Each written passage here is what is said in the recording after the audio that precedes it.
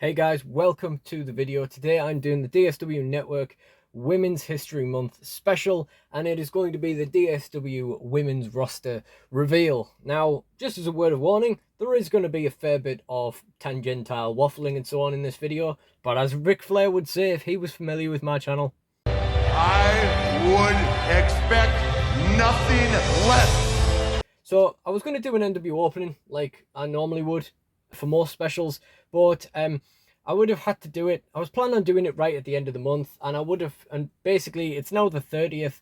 I would have had to do NW opening number 50 today to do the Women's History Month special tomorrow. It's my dad's birthday today. We're going out for it tomorrow, so I doubt I'm going to have time, and I'm not really in the mood either to do a big NW opening right now. The Women's History Month special could have been the 50th one, but I kind of got it in my head otherwise, and ultimately I didn't really feel like opening anyone, so I thought we'd just put them off, make them the next two NW openings anyway, probably.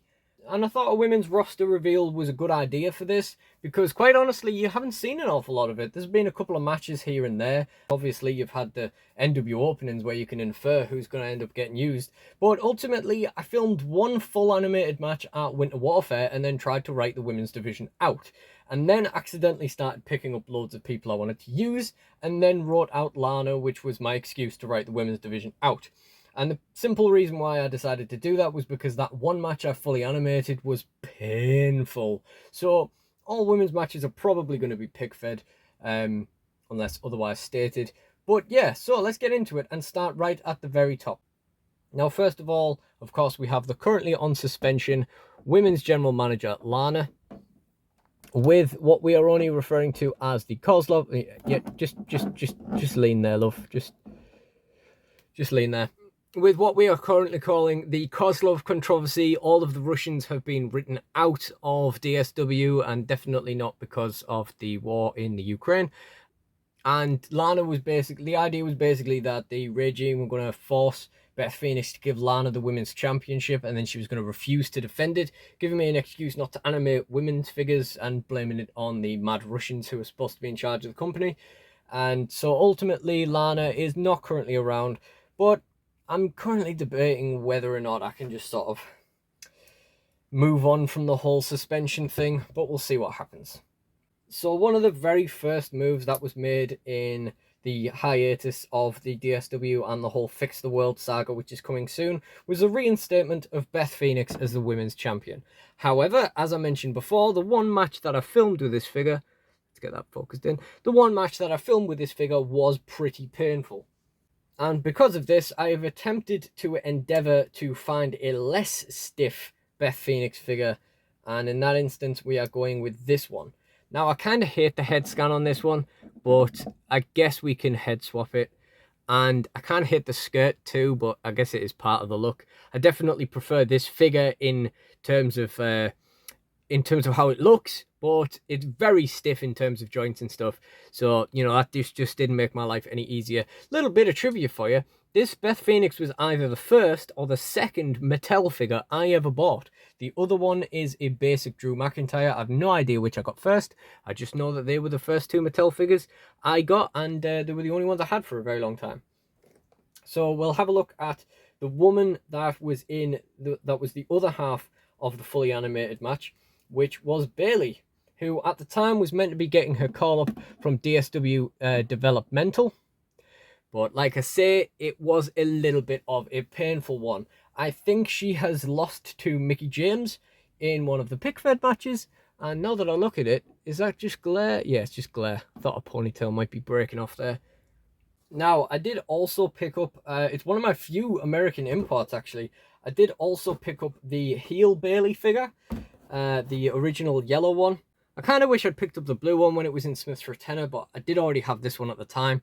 But the reason I'm saying that is I'm now not really convinced by this figure. I mean, yeah, it still really looks pretty good.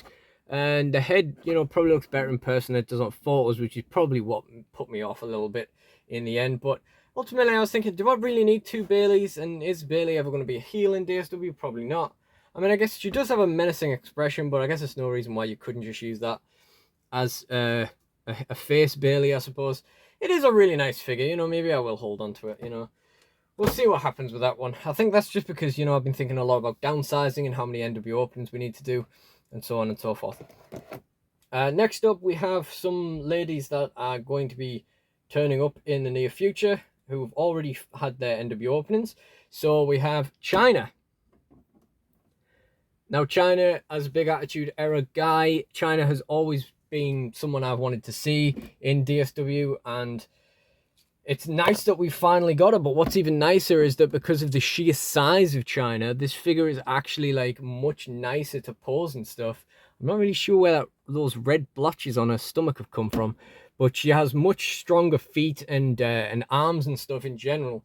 If all the women's figures were that kind of like what's the word?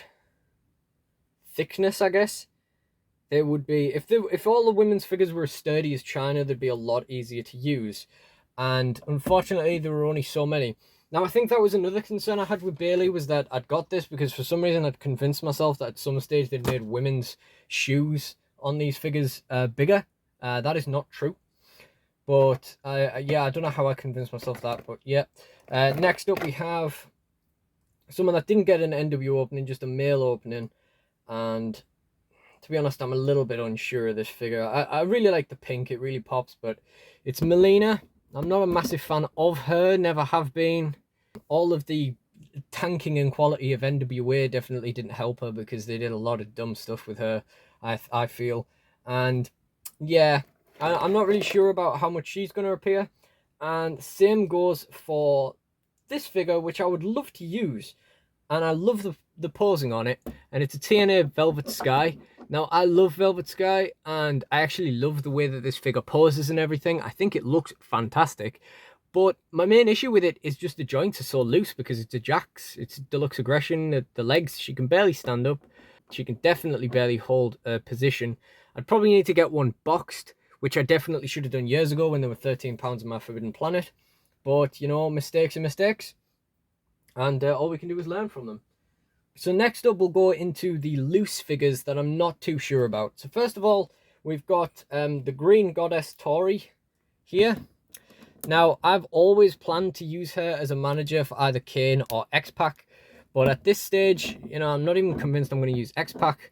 Almost certainly not going to use it to manage Kane. And I don't know why she's holding that belt. I just pulled her out of a box this morning and she had it in her hand. I guess she just wanted it. Yeah, not sure on that one at all. We also have the Becky Lynch from the Survivor Series set. As I said in that video, you know, I'm not a massive fan of Becky. I'm not a massive fan of this figure. I do really like the head scan though. I think they got that pretty good, and I don't really know where her position in this is really going to be, but you know, I guess we'll find out.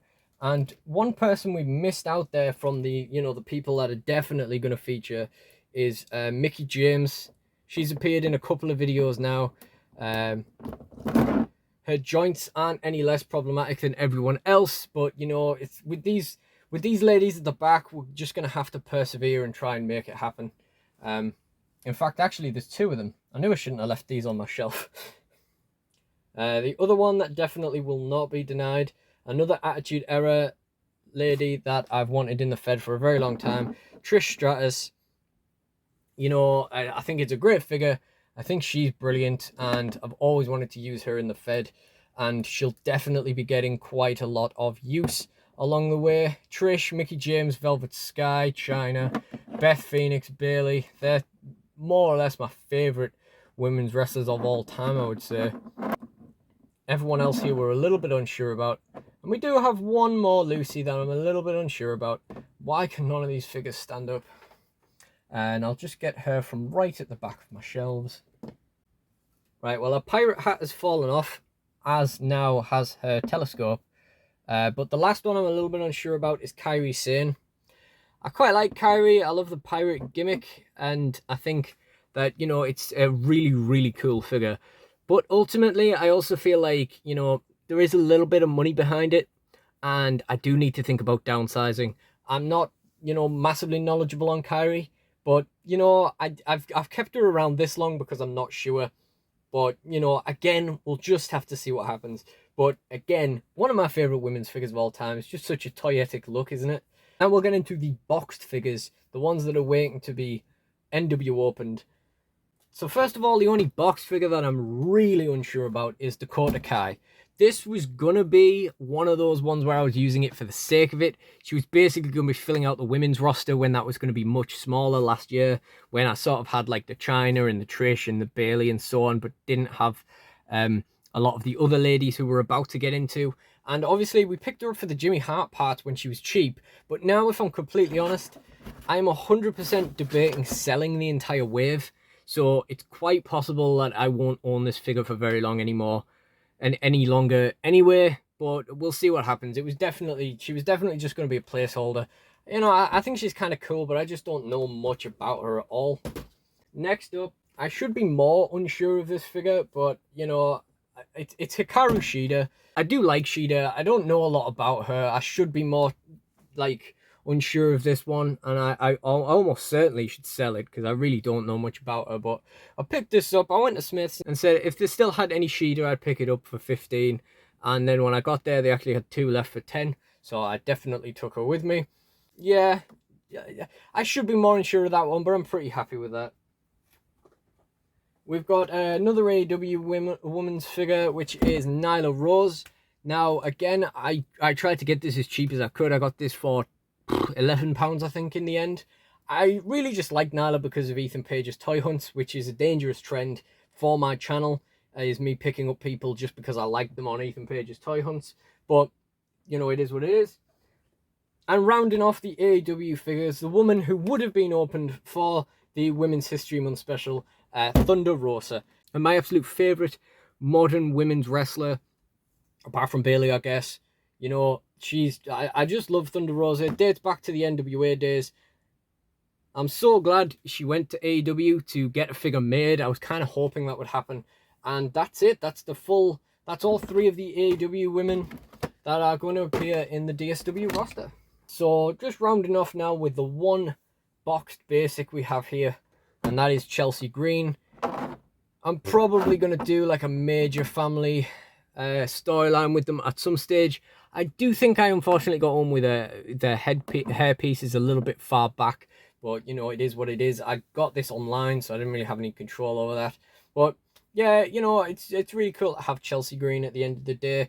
And like I say, she's probably going to find some use, whether it be, you know, I think I bought this because she signed with NWA.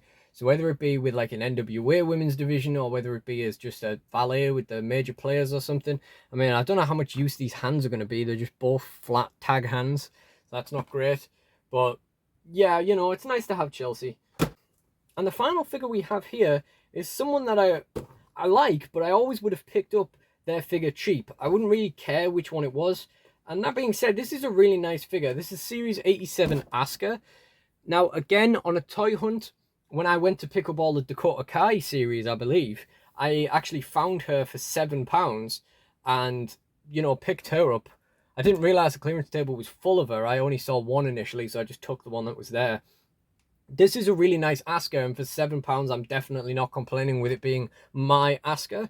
And again, yep, she's definitely going to appear in the DSW women's division. So, I'm not massively sure on who's going to be involved, but the first thing the women's division are doing is an 8-woman eliminator to determine the first challenge to Beth Phoenix. Now she's been reinstated as a women's champion. We've already seen the first match of that, Velvet Sky versus Melina, on the Instagram pay-per-view, New Year's Resurrection on Instagram, also known as The Resurrection on YouTube, the highlights of which will be coming out very soon, hopefully. And yeah, I'm going to continue with that. I'm going to continue getting through the matches on that. And I guess you guys are just going to have to see where that goes. And that's basically how the women are going to be, like, returned to DSW action. As I say, it will be mostly in pick-fed form, I would imagine, because a lot of these figures are just horrible to animate with. But I'm almost certainly going to have a pop with China and someone else at some stage to get a fully animated match done. I think China gives me the best bet. But you know, there's also a definite possibility that she'll end up wrestling some gentlemen at some point. But anyway, yeah, that is the full DSW women's roster. As far as I'm aware, there definitely might be people I've missed out, but I'm pretty sure that's everyone. And if you enjoyed this video, please do like, comment, and subscribe. And thank you guys for watching. And goodbye.